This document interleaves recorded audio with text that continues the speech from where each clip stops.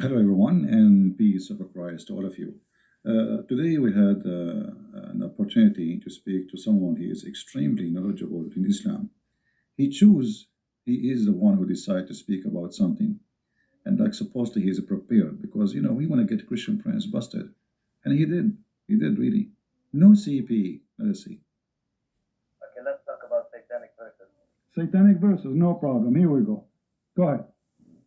I want to ask you what the problem is with Muhammad receiving the satanic verses and Allah abolishing what he threw in. Okay, so you agree that Muhammad he received satanic verses? Many of the majority of the scholars and Tafsir say that this story of Al-Gharaniq is a fabrication. But you just said, everybody heard you. What is your problem with the Prophet receiving satanic verses? Yeah, I do it with Ibn Ishaq and two other early books say that he received satanic verses. All right. So can you tell me the story how Allah abolished those verses? How Muhammad he said those verses and how Allah abolished them? What do you mean? Will he receive verses? What the verses? About Allah Manat and Al-Awza. Yeah, what he said about them? Basically, he was like praising the gods of the pagans, and later on he said, no, the pagans were happy with it, and later on he said, no, this is from Satan and not from God. Okay. And I want, okay. So you agree with that? He agreed that his prophet receives satanic verses not from God. He agreed. Okay. And he's saying, what the problem with that?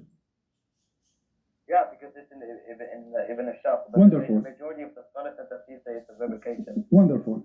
My friend, we just heard all of you. What's your name, if you might say, so I can call you? Mahdi. So your name is what? Mahdi. Mahdi. Okay, Mr. Mahdi. You are welcome. I'm glad that you called me. You sound like a nice gentleman guy. Let us not to change the topic, please, one by one. You said you agree with the topic. You agree that the Prophet received satanic verses. But it doesn't say in the Quran that Allah, he said, can you make Quran like this? Right? Does the Quran say that? Asking you what the problem is with Muhammad receiving satanic verses. I'm telling you the problem. If the Quran saying nobody can make Quran like Allah Quran, and Muhammad he received Quran from the devil, and he did not recognize that this is not Quran from the devil. That's me. Anyone can make Quran, including Shaitan. Yeah, because it was like 3 verses. It's like meaning one verse that. It doesn't matter. It doesn't matter. Muhammad he thought it's a Quran, and Muhammad he recited as a Quran, and the Quran says nobody can make Quran like the Quran. So how the Prophet of Allah could not recognize that this is not Quran? Yeah, because Jibreel, Muhammad thought that he was receiving from Jibreel, but Shaitan, like, he was tricking him into receiving these verses. Guys, did you hear? Shaitan was tricking Muhammad. So Muhammad is a fool. And what does that mean? That means Shaitan, it's possible that he is Jibreel. Because if he was able to do it once, he can do it always. Correct? So now how we will know if Muhammad seeing Jibreel or seeing Shaitan? Listen carefully now. Your problem with the satanic verses. Okay, no problem. Listen, as long you are the one who agreed that Muhammad he received satanic verses, and you heard of the story that Jibreel or Shaitan he came in the image of Jibreel, right? How and what is our guarantee that not all the Quran is from a guy who came in the image of Jibreel and he's Shaitan? What is our guarantee that the verse is saying that Allah will abolish the Quran, which is from Shaitan, is not from Shaitan himself? Because the Quran message of Quran is to worship the God of Abraham, Isaac, and Jacob, the one God. Okay, no problem. But if you worship wrong worship, still you are not following the true God. As an example, you're a prophet, he kissed black stones. You Muslims, you claim that you are not pagans. What is that from Shaitan or from Allah? Kissing black stone? No, he's doing that because it's holy, it's from paradise. It's holy. Where did Allah say to Muhammad, it's holy kissed? No, Okay, why he kissed then? because it's holy, Why it's holy? because it's from paradise. Where it says that? It doesn't say that. So who said that to him? No, because in reality, it's holy because it's from paradise. Okay. That's the reason it's. So if a stone is coming from paradise, that makes it. Guys, it's reality. It's reality. It's a stone from paradise. Hello? So what? Isn't it a stone who is located in paradise? Is the same as a stone located in the earth. Both of them, they are created by the same God supposedly. So what the big deal? This pagan religion, they worship any meteor fell down in the ground. It's a strange stone. So they take it and they worship it. Actually, if we go in the hadith, you will find this. This is Sahih al-Bukhari. Look what it says. Read with me carefully, please. We used to worship stones. And when we find a better stone than the first one, we would throw the first one and take the later. And if we could not get a stone, then we would collect some earth, i.e. soil, and then bring a sheep and milk that sheep over it and perform tawaf around it, the same as they do around the Kaaba, tawaf. It's a pagan practice before Islam. They go around anything they worship. Do you see it? All right, continue. Get holy. Okay, so when you go to heaven, you are going to kiss everything in the ground? No, that's different. That's when we are in heaven, but we are talking about the earthly life. What do you mean? We're now in the earthly life. We are not in heaven, so that's different. Well, so what? If it's a stone from heaven, I mean, it's a stone. And kissing a stone will make you a pagan person. Let me ask you, did this stone have a duty or it's useless? What? What do you mean? The stone, you see, we are talking about Muhammad receiving satanic verses, and obviously Muhammad, he received a lot of satanic verses. One of them is the kissing the black stone. So this stone, is it useless or useful? If you touch it, then Allah on the day of judgment will forgive your sin. Okay, guys, if you touch the stone, Allah will forgive your sin. All right. The hadith says, if you touch the stone in the Yemeni corner. Did you hear it? Did you hear it? What is this? If you touch the stone, Allah forgive your sin. This is what they say to us, Islam, worshipping one God, and etc. Islam is nothing but a cult. Let us continue. If you touch the stone in the Yemeni corner, Allah, He erase your sin. How and why Allah will erase your sin for touching a stone? Because that's how Allah is making His creation. If He wants to do that, then He's gonna do that. It's His decision. What? It's a stone. You see? I mean, how easy it is, just touching a stone will make me lose my sin. Yes. Okay. Why? What is the logic in that? What? Okay. Why if you touch? Explain to me why if you touch the stone is going to erase your sin. What will happen exactly?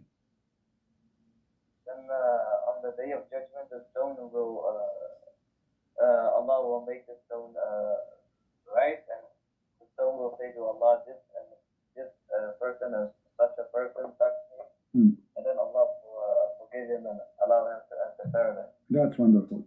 So the stone now became a mediator between the man and God. Is that correct? Sorry? The stone is going to intercede for you. Yes.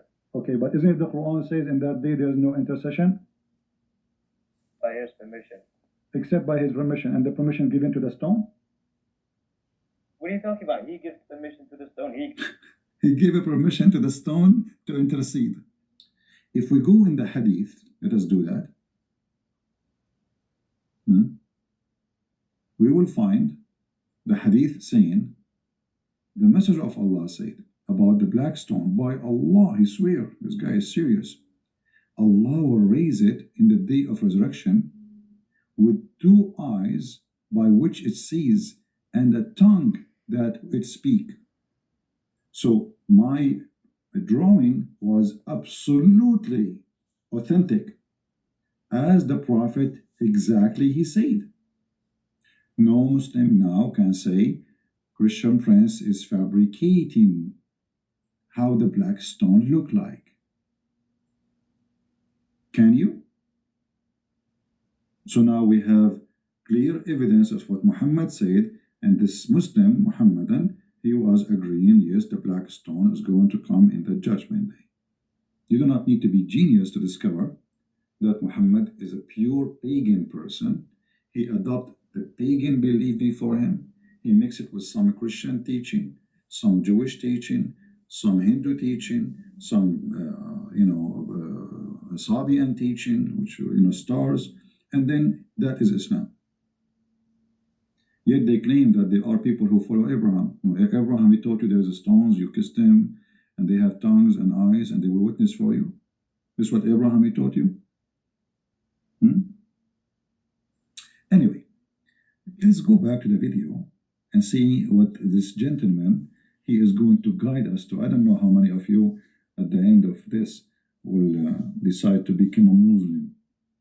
Listen carefully. Don't he give permission to Muhammad? Okay, so the stone is a person, because you are saying now the stone is going to speak, and the stone is going to have a tongue, and the stone is going to have eyes. Is the stone is a person? According to the Quran, our hands and feet will also speak. Don't change topic. Is the stone, because you said the stone is going to have tongue and is going to have eyes? Yeah. Huh? Yeah, the same for Allah says in the Quran that our hands and feet will, on the day of judgment, will Okay, speak. maybe this is metaphorical, but the stone literally is going to speak, No, correct? it is not. Okay, not metaphorically, no problem. Okay, no problem. Guys, it's not metaphorically. So his feet, this guy, he believes his feet is going to talk. It's not metaphorically. I was helping him. I was giving him a hand. His feet was going to talk. That's what he believed. He said, it's not metaphorically. It's true. So when you go to Allah, so now look, we have many witnesses. We have your feet, your hands, and your... It's not metaphorically, Yeah. The Messiah, he said, this stone will witness for you.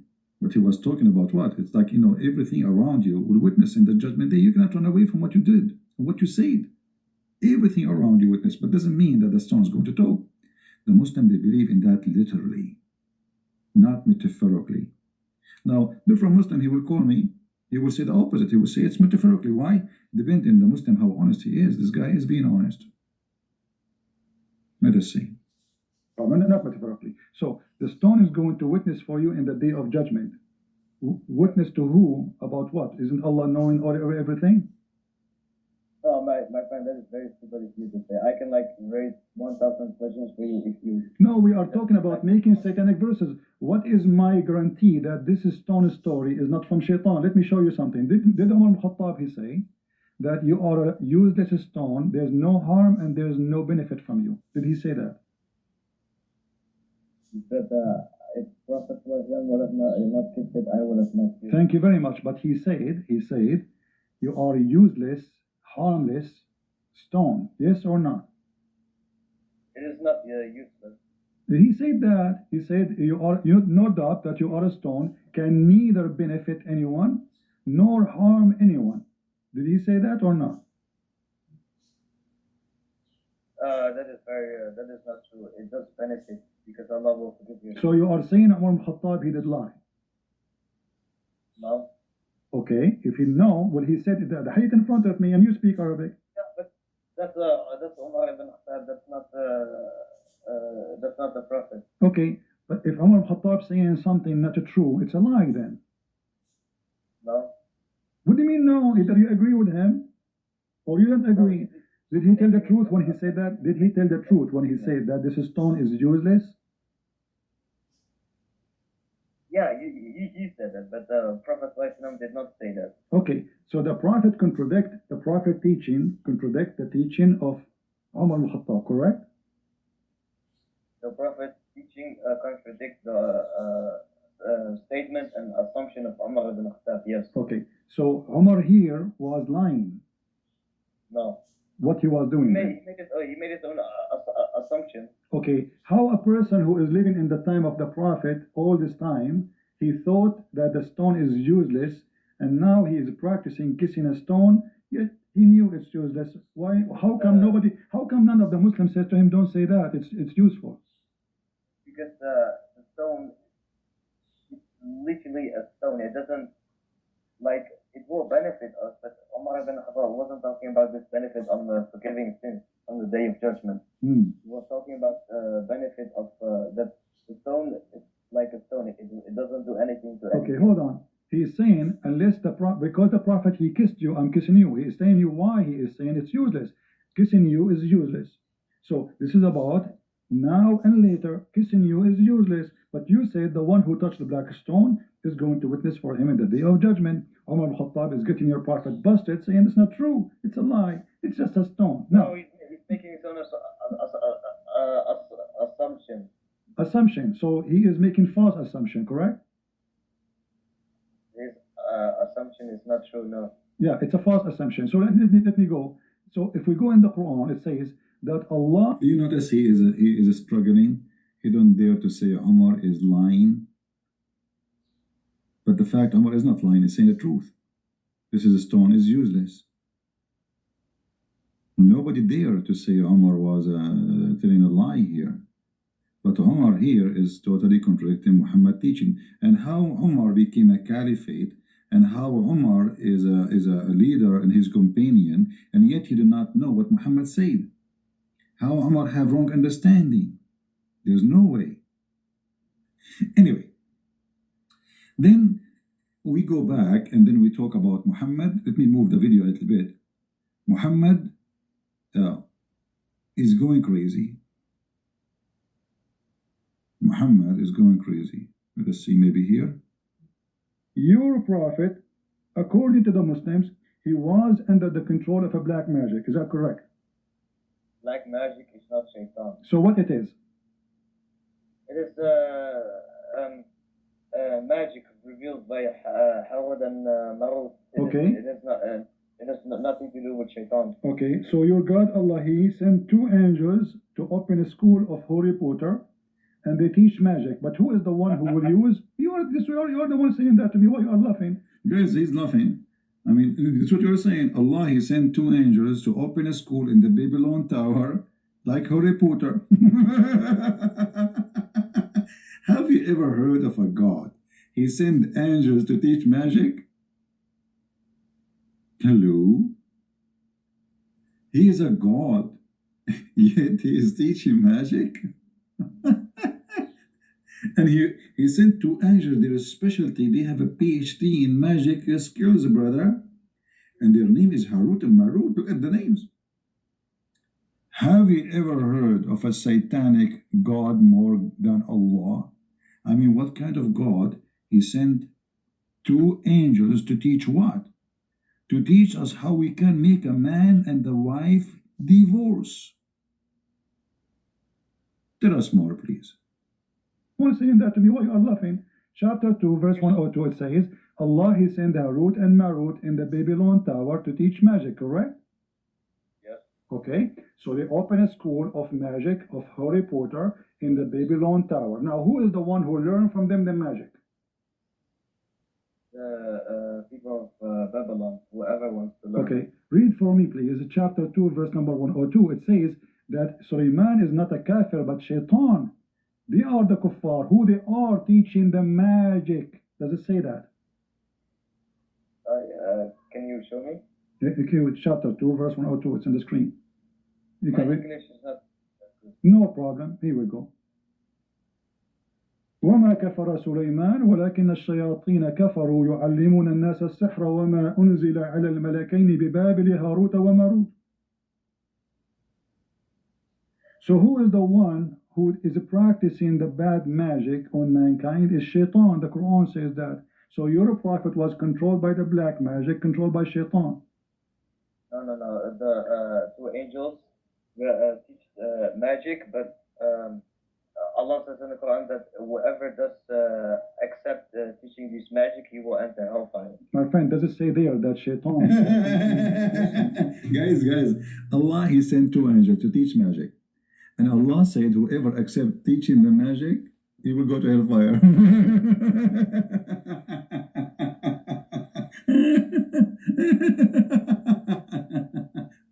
So if you accept me teaching you magic, I will send you to hellfire. What's wrong with this religion? Am I lying? No. Okay. No what? No, but, Habibi, I will call you back in just 2 minutes. Let us move a little bit because he will come back and we want to hear him saying that Muhammad was a crazy man. Yes. Okay. So my friend Mahdi, thank you for calling back first. Now, your prophet is under black magic. Black magic is what it is. Is it an evil thing? It is like end work of Shaitan. Okay, it's a work of Shaitan. That's wonderful. So by the work of Shaitan, Muhammad was controlled. How Shaitan was controlling Muhammad according to you? No, black magic. It was controlled. It was Okay, but the black magic. Why? Is it okay? Is this magic is good or evil? I'm gonna explain. If someone wants to use black magic, you can make the person they will use the black magic on crazy, or they can do whatever they want. They can like divorce his wife. Okay, so you are saying that the one who did the black magic to your prophet, he made him crazy. If someone wants to, yes, but the black magic only Okay. lasted for 1 year according to Yes, he made him crazy, yes.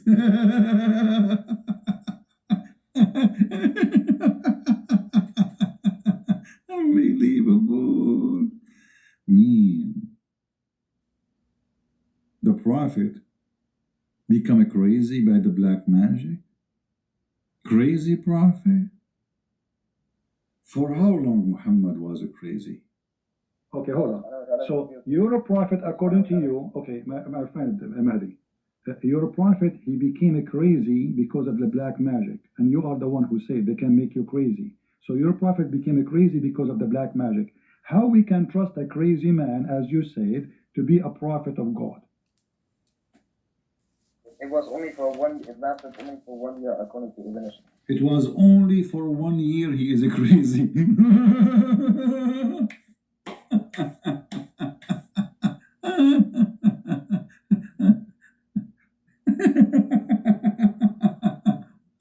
Christian Prince, what are you talking about? He was only crazy for 1 year. It's only 1 year, man. He was not crazy all the time. So now he is a prophet, and now he is crazy, and he is going to Havana.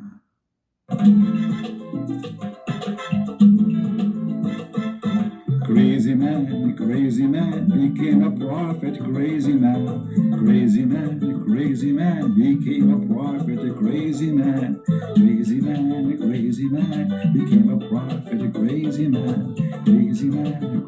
man became a prophet. Hey, it's official now. So I want people to take this recording and share it around. The Muslims agreeing that their prophet is crazy. But he was only crazy for 1 year. It's just 1 year, Christian Prince. Not much. It was only for one. It lasted only for 1 year according to Ibn Ishaq. 1 year?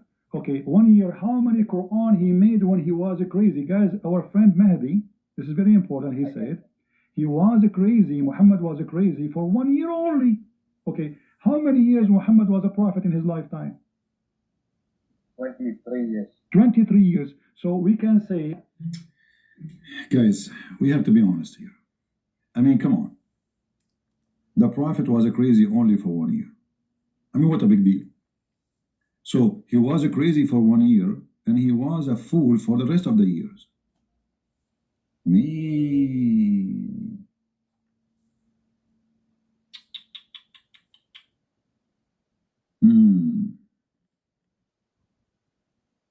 I have no comment.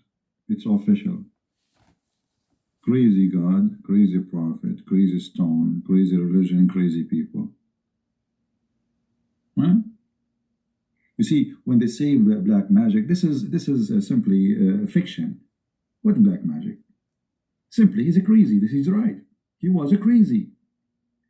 In the old days, when somebody is crazy, they don't know because he look fine. You know, in the body, he's healthy. but he do stupid stuff, crazy stuff. So they think he was bewitched. So the Muslims agreed now that two things happened to Muhammad.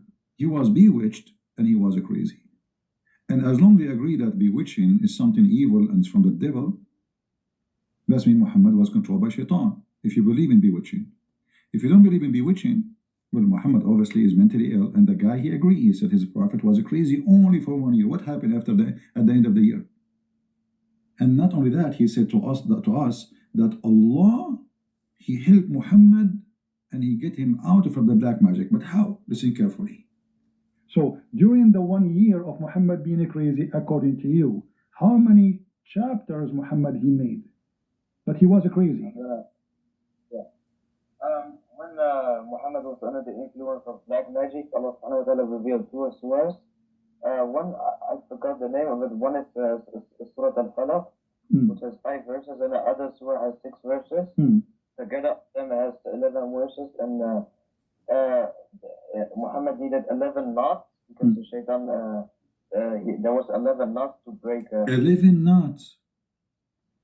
The shaitan, he made for him 11 knots. Shaitan, he made for the prophet 11 knots. This guy, he just said, it took Allah 11 months to open those knots. I mean, how powerful this God is.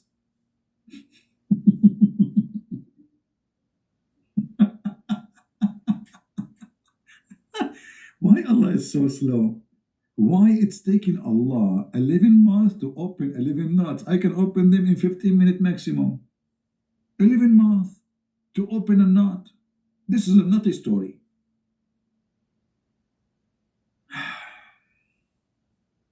I don't know what to say. It must be true religion. The Prophet was controlled by 11 knots. At the end of the day, we are here to share with you the truth. And the truth will set you free. Obviously, Islam is a stupid cult. And I don't think anyone here have a little honesty after all what you heard just today. You will believe Islam is not a stupid cult. You see, there's many cults, they are smart. But Islam is a stupid cult. Yet this is stupid cult accepted by many people. I mean, how that can happen? Very easy. Make people not to ask questions. Make them be afraid from asking the question. Refrain from even thinking about questioning. Then Islam is good. The second you start asking questions, Islam collapses. Today's video is really important. I hope people will download it, share it. Because at the end of the day, maybe now you learned, but there is somebody else who needs you to save him. Muslims, they try to deceive youth, teenagers. You don't want your son to come back home one day and say, Dad, I want to be a Muslim, or Mom, I became a Muslim. Why? Because you did not do your part. And if you think those things will never happen to you, you are mistaken, my friend. There's many people, they never thought that their kid will go to Islam. They go to school, they see Muslims, and Muslims are very well trained with the art of deception. So you need to help yourself. It's your duty to save your family. At least save your family. I mean, come on. There's millions on the internet posting videos lying about Islam, including people claim to be Christians. So your family, they are in a risk of deception. You heard the story of the guy from Australia who found suddenly a video on YouTube that his son, who is 16 years old, joined ISIS and he commits suicide bombing. How sad. 16 years old kid. They destroyed him. Literally destroyed him. Why? Because his parents, they did not take time to explain to him that Islam is a dangerous, filthy cult. So it might be Islam is funny and is stupid, but Islam is dangerous. If you don't believe me, open your TV and watch.